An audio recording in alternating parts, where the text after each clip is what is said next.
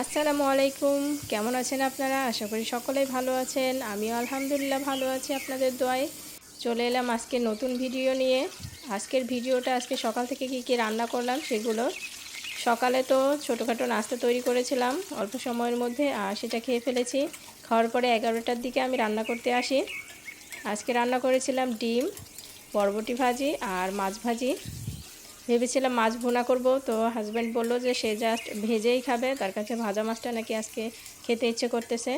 তো এই জন্যেই তো ডিম ভুনার জন্য আমি প্রথমে ডিমটাকে সেদ্ধ করে নিয়েছি, তারপরে এই যে হলুদ আর তেলের মধ্যে গড়িয়ে নিচ্ছি। 5 থেকে 7 মিনিট এটা আমি করব, যাতে ডিমের ওপরের চামড়াটা একটু রাফ হয়ে আসে, ভাজা ভাজা হয়ে যায়। নইলে যখন ভুনা করব তখন ডিমের ওপরের অংশটা সাদাই থেকে যাবে।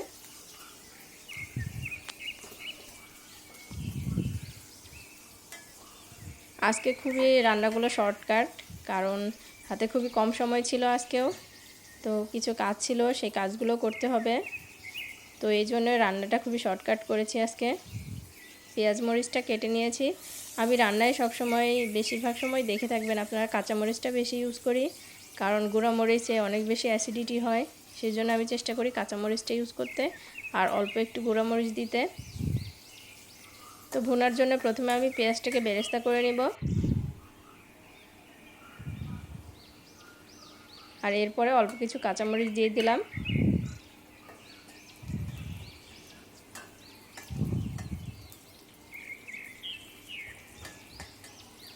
তো এই পর্যায়ে আমি এখানে মশলাগুলো অ্যাড করে দেব। আপনারা জানেন যে আমি প্রথমে মশলাটা একটা বাটিতে নিয়ে নিই। প্রতিটা মশলায় আমি পরিমাণ মতো নিয়ে নিয়েছি, আর এখন এটাকে একসঙ্গে দিয়ে দিলাম। অল্প একটু পানিও এখানে অ্যাড করে দিব। ডিম ভুনা আমি খুব একটা ভালো পারি না, তবে আজকে চেষ্টা করছি সর্বোচ্চটা দিয়ে যেন খুবই ভালো হয়।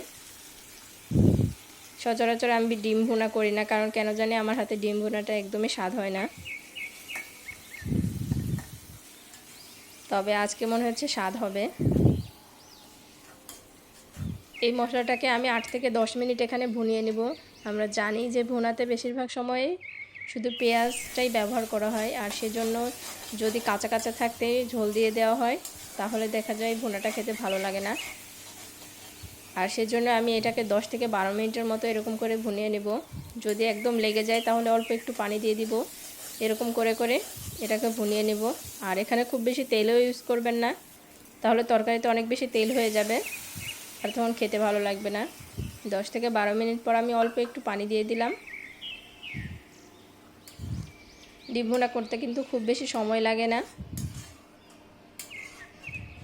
এই অল্প একটু পানিটায় আমি এখন ঢাকনা দিয়ে ঢেকে দিব, আর এটাতে যখন বলক চলে আসবে তখন এর মধ্যে ডিমগুলো দিয়ে দিব। রেসিপিটা খুবই ইজি। আপনারা চাইলে এই পর্যায়ে 2-3টা এলাচ ফাটিয়ে কিন্তু এখানে দিয়ে দিতে পারেন, স্মেলটা খুবই ভালো হবে। তবে আমি এখানে বিরিয়ানির একটু মশলা অ্যাড করেছি। এই তো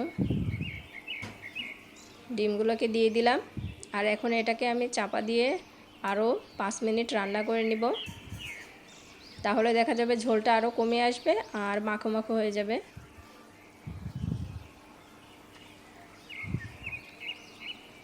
এই পর্যায়ে আমি ডিমে একটু বিরিয়ানির মশলা অ্যাড করে দিব। বিরিয়ানির মশলার স্মেলটা আমার কাছে ডিমেতে খুব ভালো লাগে, এই জন্যই দিই আমি। আপনারা চাইলে এটা স্কিপ করতে পারেন, অথবা এই পর্যায়ে এসে একটু গরম মশলার গুঁড়োটা দিতে পারেন, অথবা একটু সজের গুঁড়া বা জিরা গুঁড়া দিয়ে দিতে পারেন, তাহলে লাস্টে স্মেলটা খুব ভালো আসবে। এখন আমি এটাকে 5 মিনিটের মতো রান্না করে নেব। আর এই পর্যায়ে আমি এখানে দেখতেই পাচ্ছেন বরবটি আলু কুচি করে নিয়েছি, এটাকে আজকে ভাজি করব।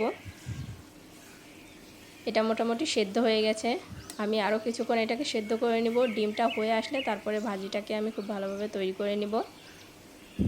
এটাকে আরও কিছুক্ষণ আমি সেদ্ধ করে নেব ঢাকনা দিয়ে। আর এই যে 5 থেকে 6 মিনিট পরে ঢাকনাটা উঠিয়ে নিলাম, আর এখন এত সুন্দর একটা স্মেল আসতেছে। সত্যি বলতে অন্য কোনো দিন আমার ডিম ভুনাটা এত টেস্টি হয় না যেরকমটা আজকে দেখাচ্ছে।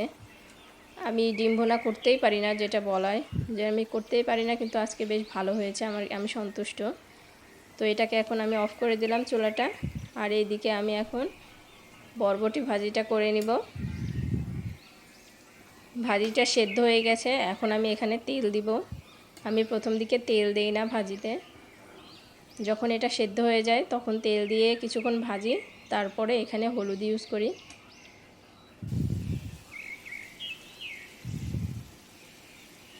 ভাজিতে একটু বেশি তেল দিতে হয়।